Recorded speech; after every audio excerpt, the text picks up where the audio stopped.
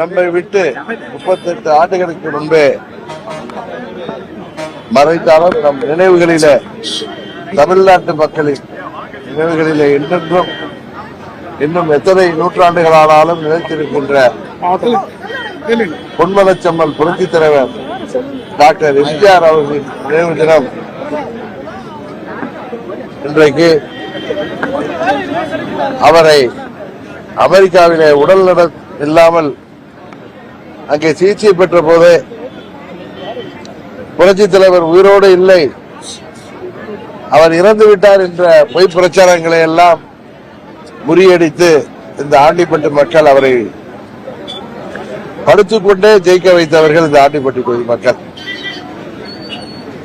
அந்த ஆண்டிப்பட்டி மண்ணில இங்கே இருக்கின்ற புரட்சித் தலைவர் டாக்டர் சிலை, எம்ஜிஆர் அவர்களின் சிலை பல ஆண்டுகள் இதை நிறுவ முடியாமல் இந்த வெண்கல சிலை உருவாக்கப்பட்டு அண்ணன் முன்னாள் சட்டமன்ற உறுப்பினர் தவசி அவர்கள் வீட்டிலேயே அவர் முயற்சியால் உருவாக்கப்பட்ட இந்த சிலை பல முயற்சிகளுக்கு பிறகும் வைக்க முடியாமல் இருந்தது. 99 அம்மா அவர்கள் என்னை இங்கே பாராளுமன்ற தொகுதியின் வேட்பாளராக இங்கே அனுப்பி வைத்து அம்மா அவர்களின் வேண்டுகோளை ஏற்று இங்கே இயக்க நிர்வாகிகளும் தொண்டர்களும் இந்த பெரியகுளம் பாராளுமன்ற தொகுதியாக இருந்த போது அந்த மக்களும் என்னை வெற்றி பெற செய்தார்கள். அப்பொழுது பெரும் முயற்சியை நாங்கள் எடுத்து 2000 ஆண்டில அம்மா அவர்கள் திருக்கரங்களால் இந்த புரட்சித் தலைவர் அவர்களின் வெண்கல சிலை இங்கே நிறுவப்பட்டது. 25 ஆண்டுகள் ஆனாலும் இன்னும் அது எங்கள் மனத்திலே பசுமரத்து ஆணை போல் நிறைந்திருக்கிறது. அந்த புரட்சித் தலைவருக்கு, அவரது அரசியல் வாரிசான அம்மா அவர்களுக்கு ஆதரவளித்த இந்த மக்களின் வாழ்கின்ற இந்த புண்ணிய பூமியில எப்படி கிறிஸ்துவர்களுக்கு வாட்டிகன் சிட்டியோ, இஸ்லாமியர்களுக்கு மெக்கா மெதினாவோ, அதுபோல இந்துக்களுக்கு காசி ராமேஸ்வரம் என்பார்களே, அதுபோல ஒவ்வொரு மதத்தினருக்கும் புனித தலங்கள் போல புரட்சித் தலைவர் அவர்களின் தொண்டர்கள், அம்மா அவர்களின் தொண்டர்களுக்கு புனித ஸ்தலமாக இருக்கக்கூடிய ஆண்டிப்பட்டியில இந்த புனித பூமியில புரட்சித் தலைவர் அவர்களுக்கு அவரது 38வது ஆண்டில அவரது தொண்டர்களாகிய நாங்கள், அம்மாவின் பிள்ளைகளாகிய நாங்கள், அம்மா மக்கள் முன்னேற்ற கழகம் என்று அந்த மாபெரும் இரும்பு பெண்மணியின் பெயரிலே, திருப்பெயரிலே இயக்கம் கண்டிருக்கின்ற நாங்கள், அம்மா என்கிற அந்த மாபெரும் கம்பீரமான அந்த அரசியல் ஆளுமையை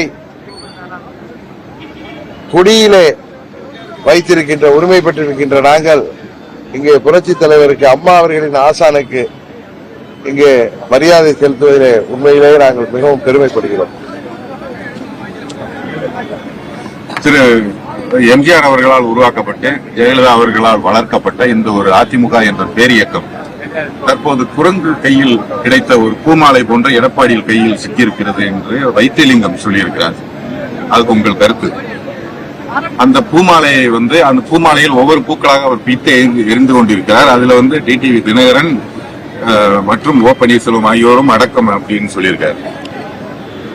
அண்ணன் வைத்திலிங்கம் நான் மிகவும் மதிக்கக்கூடிய ஒரு நண்பர், அம்மாவின் தீவிர தொண்டர்.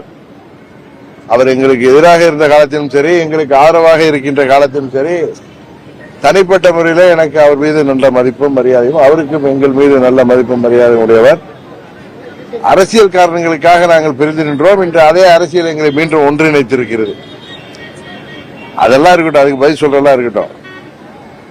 ஊடகங்கள் உங்களை பெரிதும் மதித்து, நீங்கள் எங்கே என்னை சந்தித்தாலும், எந்த ஒரு நெருக்கடியிலும் உங்களை சந்தித்து உங்கள் கேள்விகளுக்கு பதில் சொல்லி செல்பவர். அதுபோல ஊடகங்களை மிகவும் மதிக்கக்கூடிய இயக்கம் அம்மா மக்கள் முன்னேற்ற கழகம். ஒரு சிலரை போல உங்களை ஒருமையில் பேசுவதோ நீங்கள் கேட்கின்ற கேள்விகள் எங்களுக்கு எதிராக இருக்கும் பொழுது உங்களிடம் சண்டைக்கு வருவதோ எதுவும் இல்லாமல் ஊடகங்களை மீது மிகுந்த மரியாதையும் ஊடகங்கள் மக்களுக்கு செய்திகளை கொண்டு செல்கின்ற வாகனங்களாக இருக்கின்றீர்கள். நாட்டு நடப்பை எல்லாவற்றையும் நீங்களே சில வதந்திகளை நம்பி சில செய்திகளை வெளியிடும் பொழுது உண்மையிலேயே எங்களுக்கு வருத்தமாக இருக்கிறது. யாரோ கிளப்புகின்ற வதந்தியை 21ஆம் தேதியே பிள்ளையார்பட்டி கோயிலுக்கு சென்ற பொழுதே அங்கே ஊடக நண்பர்கள் வந்து அவர்களே கேட்டார்கள், ஊடகத்துறை நண்பர்கள், உங்களுக்கு ஏதோ கூட்டணியில 6 சீட்டு கொடுத்துட்டாங்களாம்லன்னு சொன்னாங்க. நான் சொன்னேன், அது வதந்தி, யாரும் நம்ப வேண்டாம்.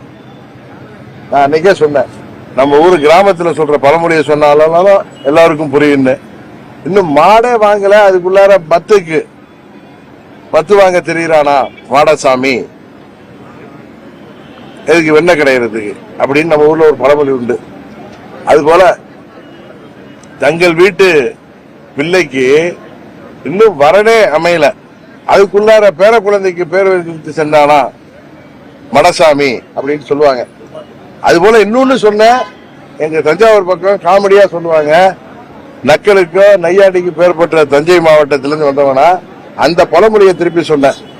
அடியேன்னு கூப்பிட ஆதிக்காரியே இன்னும் வரல, அதுக்குள்ளார பிள்ளைக்கு பேர் வச்சிட்டு தெரியுறானா கிருஷ்ணமூர்த்தின்னு எங்க ஊர்ல சொல்லுவாங்க. அது கிருஷ்ணமூர்த்தின்னு அந்த நபர் இல்ல, கிருஷ்ணசாமின்னு சொல்லலாம், கிருஷ்ணமூர்த்தின்னு சொல்லுவாங்க. அந்த கிருஷ்ணமூர்த்தி யார் என்பது எனக்கு தெரியும்னு உங்கள்கிட்ட சொன்ன. அந்த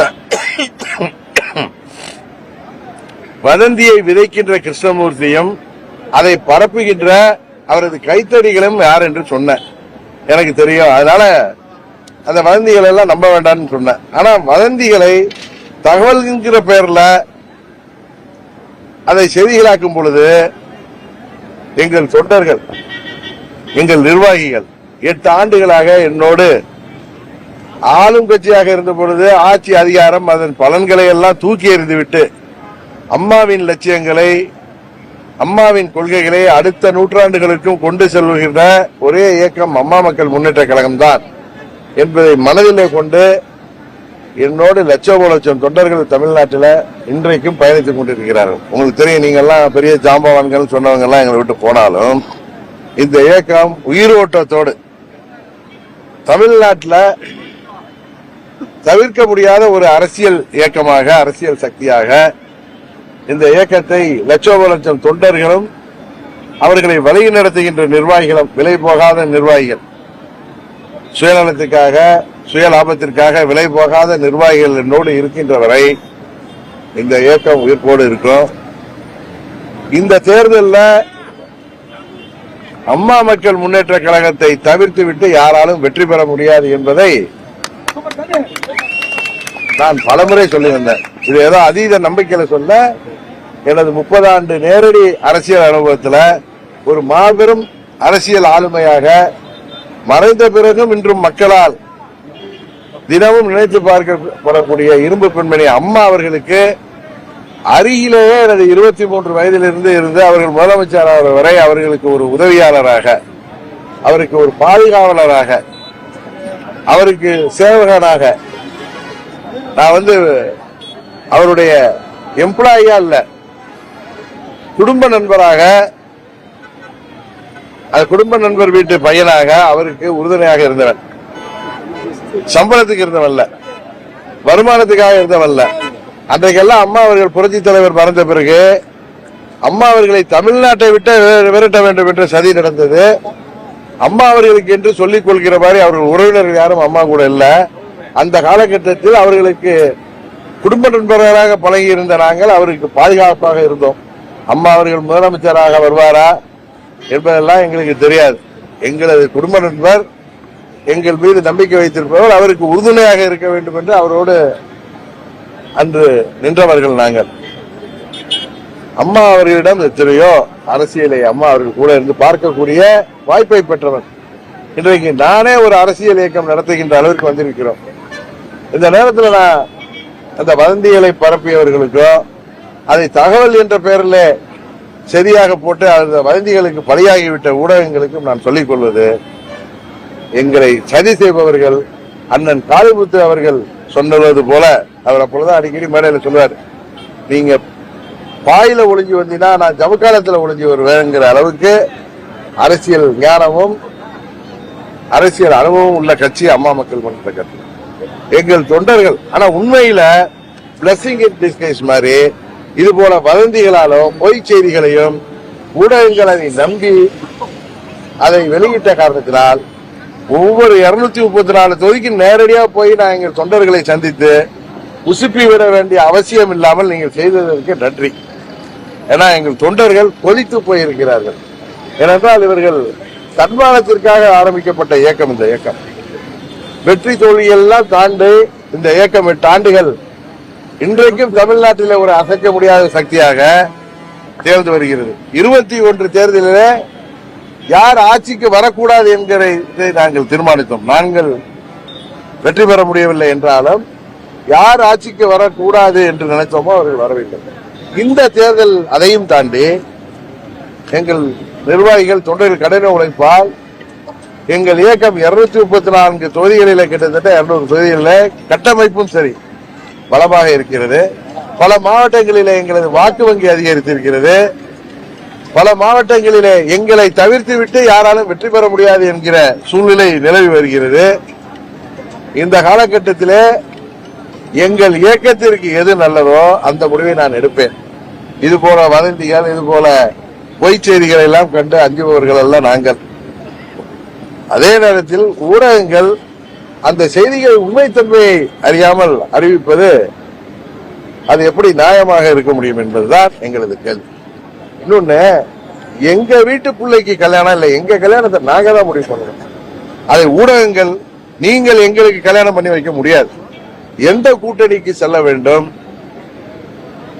என்பதை தீர்மானிக்க வேண்டியது நாங்கள், அம்மா மக்கள் முன்னேற்ற கழகம்.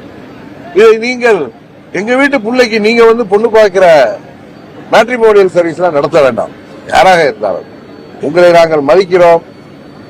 அதே நேரத்தில் நீங்களும் எங்கள் மீது இப்படி சேற்ற எண்ணி வீசினால் நாங்கள் என்ன செய்ய முடியும்? நீங்கள் ஊடகங்கள் பொதுவானவர்கள், ஏதோ ஒரு சில கட்சிகள் அவர்களுக்கு சார்பான ஊடகங்கள் இருக்கின்றன. ஆனால் மற்றபடி நிறைய நடுநிலையான ஊடகங்கள் கூட இந்த வதந்திகளுக்கு பலியாகி இருக்கிறீர்களே என்பதுதான் எனக்கு வருத்தம். இன்னொன்னு, யாரும் இந்த டிடிவி தினகரனையும் அம்மா மக்கள் முன்னேற்ற கழகத்தையும் இன்ஃபுளுயன்ஸ் பண்ண முடியாது என்பது கடந்த காலத்துல பார்த்திருக்கீங்க. ஏன்னா பல சோதனைகளை தாண்டி டிடிவி தினகரனும் அம்மா மக்கள் முன்னேற்ற கழகம் இன்றைக்கும் பல நெருப்பாற்றுகளை தாண்டிதான் செயல்பட்டுக் கொண்டிருக்கிறோம். எங்கள் சோதனைகள் எல்லாம் சாதனைகளாக நாங்கள் முயற்சி செய்து கொண்டிருக்கிறோம். அதனால எங்களுக்கு எது தேவை, எங்களுக்கு எந்த கூட்டணி தேவை என்பதை நாங்கள் முடிவு செய்வோம்.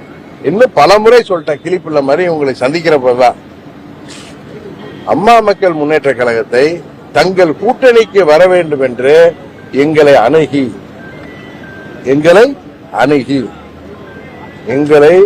அவர்கள் கூட்டணிக்கு வர வேண்டும் என்று முக்கிய கட்சிகள் எங்களை அழைப்பது உண்மை. கூட்டணியை உருவாக்க விரும்புகிற தங்கள் தவிர விரும்புகின்ற கட்சிகளும் எங்களை அணுகி எங்களை நாங்கள் கூட்டணிக்கு வர வேண்டும் என்று எங்களோடு பேசுவது உண்மை. எங்களுக்கு எது சிறந்தது, தமிழ்நாட்டு மக்களுக்கு எது சிறந்தது, இது 3 மாசத்துல திருவிழா மாதிரி நடந்து முடிகிறது இல்ல, தேர்தல் 3 மாசத்துக்கு கூத்தல்ல. இது அதை தாண்டி ஜூன் மாசத்துல எங்கள் இயக்கம் இருக்கணும். தேர்தல் வெற்றி தோல்விகள் எல்லாம் தாண்டி இந்த இயக்கம் எங்கள் கொள்கைகளுக்காக, லட்சியங்களுக்காக அடுத்த நூற்றாண்டை நோக்கி நாங்கள் பயணித்துக் கொண்டிருக்கிற இயக்கம். அதை கொண்டு செல்கின்ற பொறுப்பு எங்களுக்கு இருக்கு. தயவு செய்து யாரோ கிளப்பி விடுகிற சதிக்காரர்கள் செய்கிற சதிகள்லாம் தயவு செய்து எங்களிடம் நீங்கள் எங்களை அறிவிக்கிற இடத்தில் இருக்கிறீர்கள். நிறைய செய்தி ஆசிரியர்கள், தலைமை தாங்குவது, என்னோடு நேரடியாக தொடர்பில் இருப்பவர்கள் யாரோ சொல்கின்ற செய்தியை கேட்டு அதில் அமமுகவை பற்றி இழுப்பது, நாங்கள் எதுவும் சொல்லாமல் இருப்பது எப்படி நியாயமாக முடியும்? அதனாலதான் சொல்றேன், எங்கள் நிலைப்பாட்டை பல முறை கிளிப்பிள்ளை மாதிரி சொல்லிட்டேன். எங்கள் கூட்டணி என்பது தை பிறந்த பிறகு, அம்மா அவர்கள் பிறந்த நாளுக்கு அப்புறம் தான் பொதுவாக நம்ம தேர்தல் இருப்பெல்லாம் பார்த்திருக்கோம். தை மாதத்துல நாங்கள் எந்த கூட்டணியை தேர்ந்தெடுக்கிறோம் அது எங்கள் கட்சியின் நலனையும் தமிழ்நாட்டு நலனையும் கருத்தில் கொண்டு உறுதியாக முடிவெடுப்போம். போன முறை நாங்கள் யார் வரக்கூடாது என்பதற்காக போராடினோம். ஆனால் எங்களால் சட்டமன்றம் செல்ல முடியவில்லை. ஆனால் இந்த முறை நாங்கள் உறுதியாக சட்டமன்றத்திற்கு எங்கள் வேட்பாளர்கள் செல்ல இருக்கிறார்கள். சட்டமன்ற உறுப்பினர்களாக ஆண்டிப்பட்டி தொகுதியில எந்த கூட்டணியில இருந்தாலும் அம்மாவின் தொகுதியில அம்மா மக்கள் முன்னேற்ற கழகம் தான் போட்டியிடும். அதுல யாரு போட்டிடுறாங்கன்னா நான் இன்னும் முடிவு செய்யல. உடனே நீங்க போட்டிடுறீங்களா? எந்த கூட்டணியில் இடம்பெற்றாலும் இந்த தொகுதியில அம்மா மக்கள் முன்னேற்ற கழகம் தான் உறுதியாக போட்டியிட்டு வெற்றி பெறும். ஏன்னா என்னோடு பயணிப்பவர்கள் 8 ஆண்டுகளாக தங்கள் பதவிகளை எல்லாம் சட்டமன்ற உறுப்பினர் பதவிகளை கூட தூக்கி எறிந்துவிட்டு என்னோடு பயணிப்பவர்கள் 7 பேர் இருக்கிறார்கள். அதுபோல இவரை போன்ற நிர்வாகிகள் இந்த இயக்கத்தை அந்தந்த பகுதியிலே மாவட்டங்களே கட்டி காப்பவர்கள் இருக்கிறார்கள். அதனால் தமிழ்நாடு முழுவதும் எங்கள் கட்டமைப்பு 75 ஆண்டு கட்சிக்கும் 50 ஆண்டு கட்சிகளுக்கும் இணையாக கட்டமைப்பை நாங்கள் உருவாக்கி முடித்து விட்டோம். இன்னும் சொல்ல போனால் எங்கள் நிர்வாகிகளிடம் வேண்டுமானால் பண பலம் இல்லாமல் இருக்கலாம். ஆனால் கொள்கை பலமும் லட்சிய பலமும் யாரை வீழ்த்தணுமோ அதை வீழ்த்த வேண்டிய நோக்கோடு இருப்பவர்கள். ஆனா நீங்க இந்த செய்தி எங்களை உசுப்பி விடுகிற செய்தியாக இருந்த பட்சத்தினால எங்க தொண்டர்கள் எல்லாம் தொகுதி தொகுதியாக சென்று நான் அவர்களை ஊக்கப்படுத்துவதற்கு பதிலாக நீங்களே செய்துவிட்டீர்கள். அதுக்கு நன்றி. நாங்கள் கூட்டணி முடிவு எடுத்த பிறகு எங்கள் முடிவை உங்களிடம் உறுதியாக செய்வேன். நான் எந்த மேடையில் கூட்டணிக்கு செல்கிறேன் என்பதை அறிவித்து விட்டுதான் செல்வேன். எங்களுக்காக யாரும் முடிவெடுக்க முடியாது.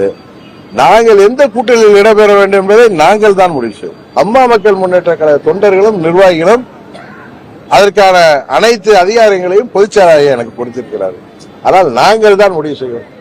எங்களை ஏற்றுக்கொள்ள வேண்டும் என்பது எங்களுக்கு தேவையில்லை. நாங்கள் யாரை ஏற்றுக்கொள்கிறோம் என்கிறதுதான் இன்றைக்கு தமிழ்நாட்டில் முக்கியமான ஒரு சூழல் நிலவுகிறது.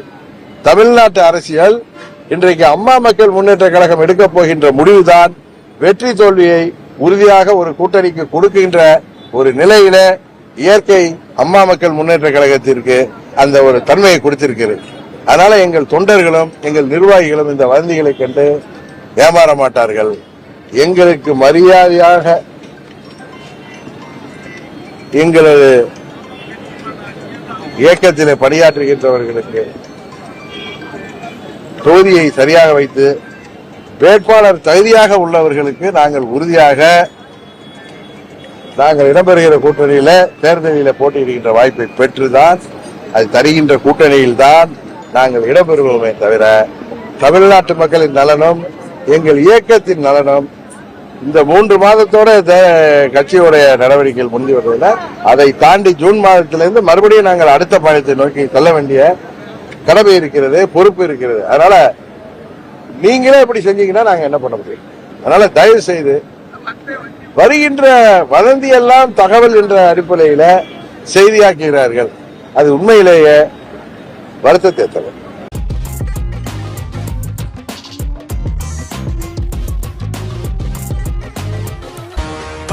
தப்பாதுடா சிங்க இது சிக்காதுடா சுத்து போட்டு நிக்காதடா சூற விட்டா தாங்காதுடா சிவண்டா சிவண்டா சிவண்டா எதுக்க எவண்டா எவண்டா எவண்டா